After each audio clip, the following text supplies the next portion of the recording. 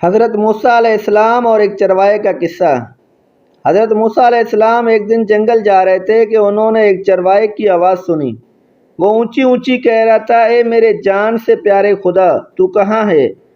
میرے پاس آ، میں تیرے سر میں کنگھی کروں، جوئیں چنوں، تیرا لباس میلا ہو گیا ہے تو دھوؤں، تیرے موزے پھٹ گئے ہوں تو وہ بھی سیوں، تجھے تازہ تازہ دودھ پلاؤں، تو بیمار ہو جائے تو تیری تیمارداری کروں۔ اگر مجھے معلوم ہو کہ تیرا گھر کہاں ہے تو تمہارے لیے روز گھی اور دودھ لایا کروں۔ میری سب بکریاں تم پر قربان، اب تو آ جا۔ حضرت موسیٰ علیہ السلام اس کے قریب گئے اور کہنے لگے، ارے احمق، یہ باتیں کس سے کر رہا ہے؟ چروائے نے جواب دیا، اس سے کر رہا ہوں جس نے تجھے اور مجھے پیدا کیا اور یہ زمین و آسمان بنائے۔ یہ سن کر حضرت موسیٰ علیہ السلام نے غضبناک ہو کر کہا، ارے بدبخت، تو اس بیہودہ بکواس سے کہیں کا نہ رہا، بجائے مومن کے تو کافر ہو گیا۔ خبردار، ایسی بے معنی اور فضول بکواس بند کر، تیرے اس کفر کی بدبو ساری دنیا میں پھیل گئی۔ ارے بے وقوف، یہ دودھ لسی ہم مخلوق کے لیے ہے، کپڑوں کے محتاج ہم ہیں۔ حق تعالیٰ ان حاجتوں سے بے نیاز ہے، نہ وہ بیمار پڑتا ہے نہ اسے تیمارداری کی ضرورت ہے۔ توبہ کر اور اس سے ڈر۔ حضرت موسیٰ علیہ السلام کے غیظ و غضب میں بھرے ہوئے یہ الفاظ سن کر چروائے کے اوستان خطا ہو گئے اور وہ خوف سے تھر تھر کانپنے لگا، چہرہ زرد پڑ گیا اور بولا، اے خدا کے جلیل و قدر نبی، تو نے ایسی بات کہی کہ میرا منہ ہمیشہ کے لیے بند ہو گیا اور مارے ندامت کہ میری جان ہلاکت میں پڑ گئی۔ یہ کہتے ہی چروائے نے سرد آگ کھینچی، اپنا گریبان تار تار کیا اور دیوانوں کی طرح بھاگنے لگا۔ حضرت موسیٰ علیہ السلام حق تعالیٰ سے ہم کلام ہونے کے لیے کوہ طور پر گئے تو خدا نے فرمایا، اے موسیٰ، تو نے ہمارے بندے کو ہم سے جدا کیوں کیا؟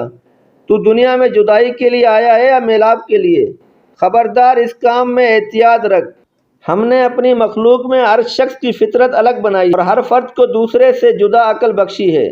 جو بات ایک کے حق میں اچھی ہے وہ دوسرے کے لیے بری ہے، ایک کے حق میں تریاق کا اثر رکھتی ہے وہی دوسرے کے لیے زہر ہے، ایک کے حق میں نور ہے اور دوسرے کے حق میں نار۔ ہماری ذات پاکی و ناپاکی سے مبرہ ہے۔ اے موسیٰ، یہ مخلوق ہم نے اس لیے پیدا نہیں فرمائی کہ اس سے ہماری ذات کو کوئی فائدہ پہنچے۔ اسے پیدا کرنے کا مقصد یہ ہے کہ اس پر ہم اپنے کمالات کی بارش کریں۔ جو شخص جس زبان میں بھی ہماری حمد و ثنا کرتا ہے اس سے ہماری ذات میں کوئی کمی پیشی واقع نہیں ہوتی۔ مدح کرنے والا خود ہی پاک صاف ہوتا ہے۔ ہم کسی کے قول اور ظاہر پر نگاہ نہیں رکھتے، ہم تو باطن و حال دیکھتے ہیں۔ اے موسیٰ، خرد مندوں کے آداب اور ہیں، دل جلوں اور جان ہاروں کے آداب اور۔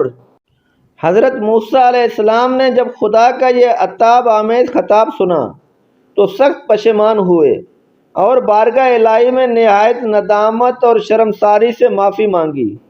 پھر اسی اضطراب اور بے چینی میں اس چراوے کو ڈھونڈنے جنگل میں گئے۔ سیر و بیابان کی خاک چھان ماری پر چروائے کا کہیں پتہ نہ چلا۔ اس قدر چلے کہ پیروں میں چھالے پڑ گئے، لیکن تلاش جاری رکھی۔ آخر آپ اسے پا لینے میں کامیاب ہوئے۔